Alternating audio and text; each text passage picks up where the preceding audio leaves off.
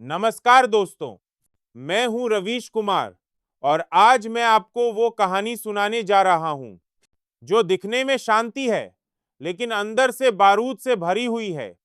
5 minute में समझिए वो सच जिसे दुनिया नजरअंदाज कर रही है, लेकिन शायद अब ज्यादा देर तक नहीं कर पाएगी।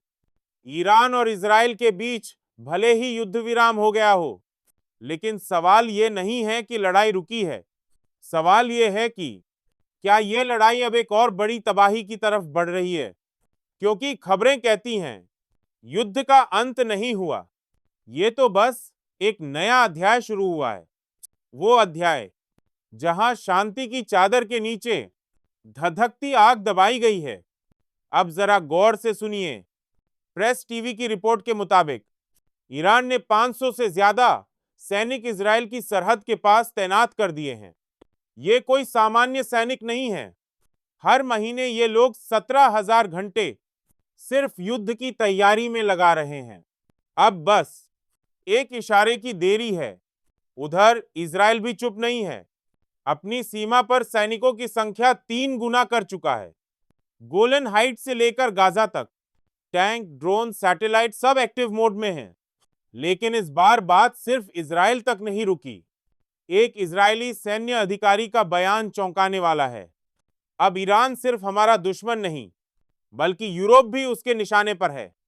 रिपोर्ट्स कहती हैं ईरान तेजी से मिसाइल प्रोडक्शन कर रहा है और अब उसके निशाने पर हैं बर्लिन, पेरिस, रोम। अमेरिकी रक्षा एजेंसियों की माने तो अगले कुछ वर्षों में ईरान के पास 20,000 मिसाइलें हो सकती हैं। कई में परमाणु क्षमता भी शामिल होगी। लेकिन ये चेतावनियां ऐसे ही नहीं आईं। 13 जून को इजराइल ने एक बड़ा हमला किया, ऑपरेशन सिल्वर डस्ट। निशाना था ईरान के 3 बड़े परमाणु ठिकाने फोर्दो, नतांज और इस्फहान। मोसाद और इजरायली एयरफोर्स ने बंकर बस्टर मिसाइलों से इन साइट्स को तबाह कर दिया। शुरुआत में ईरान ने कहा हमले मामूली थे, यूरेनियम सुरक्षित है। लेकिन फिर अमेरिकी सैटेलाइट तस्वीरें सामने आईं और सच बाहर आ गया। अमेरिका का बयान और भी सीधा था, we have wiped Iran's nuclear infrastructure off the map. Israel ने कहा यह हमारी सबसे बड़ी सुरक्षा जीत है। उधर ईरान ने अपने बयानों में लगातार बदलाव किए। पहले छोटा हमला कहा, फिर यूरेनियम सुरक्षित बताया और अंत में स्वीकार किया कि तीनों ठिकाने बुरी तरह तबाह हो चुके हैं। पर असली डर तब फैला जब ईरान ने कहा अब हम बातचीत को तैयार हैं, अगर अमेरिका हमला न करे। तो सवाल यह है, क्या यह डिप्लोमेसी है या डर, या फिर यह है ईरान की स्ट्रैटेजिक साइलेंस? एक तरफ शांति की बात, दूसरी तरफ परमाणु हथियार की ओर तेजी से बढ़ता कदम।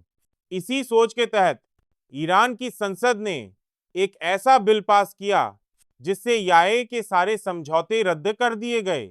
और इतना ही नहीं, आईएए चीफ राफेल ग्रॉसी को धमकी दी गई कि अगर वो ईरान आए तो उन्हें फांसी पर चढ़ा दिया जाएगा। ये पहला मौका है जब किसी देश ने एक अंतरराष्ट्रीय एजेंसी के प्रमुख को मौत की धमकी दी हो। कहानी यही नहीं रुकती। 23 जून, जब दुनिया को लगा कि युद्ध विराम चल रहा है, ईरान ने अमेरिकी एयरबेस अल उदीद पर मिसाइलें दाग दीं। एक हैंगर तबाह, 2 अमेरिकी पायलट घायल। अब सऊदी अरब भी एक्टिव हो गया, third missile defence system on कर दिया। ईरानी ड्रोन को जॉर्डन और इराक के आसमान में गिराया गया। खाड़ी देशों में सामूहिक सुरक्षा पर बातचीत शुरू हो चुकी है। सऊदी क्राउन प्रिंस बिन सलमान अब खुलकर इजराइल के साथ खड़े हैं। बहरीन, कुवैत, UAE अपने नागरिकों से कह रहे हैं जरूरी सामान स्टॉक कर लें, यानी एक और धमाका कभी भी हो सकता है। ईरान कहता है हम बातचीत चाहते हैं, लेकिन साथ ही कहता है अगली बार हमला हुआ तो जवाब ऐसा होगा जो दुनिया याद रखेगी। अमेरिका साफ कर चुका है, अब ईरान का परमाणु कार्यक्रम बर्दाश्त नहीं। इजराइल पहले ही कह चुका है ईरान को परमाणु शक्ति बनने नहीं देंगे। और अब ये लड़ाई दो देशों की नहीं रही, अब ये है एक जियोपॉलिटिकल पावर गेम। रूस और चीन शांत हैं, लेकिन हर मूव पर नजर रखे हुए हैं। चीन का ट्रेड बेल्ट ईरान से होकर गुजरता है। रूस के लिए ईरान एक अहम सामरिक पार्टनर है। तो दोस्तों, युद्ध विराम हुआ है, लेकिन युद्ध खत्म नहीं। जो सन्नाटा सरहद पर है वो अगले मिसाइल हमले में बदल सकता है। डिप्लोमेसी चल रही है, पर भरोसा टूट चुका है। अब देखना है कौन पहले ट्रिगर दबाएगा।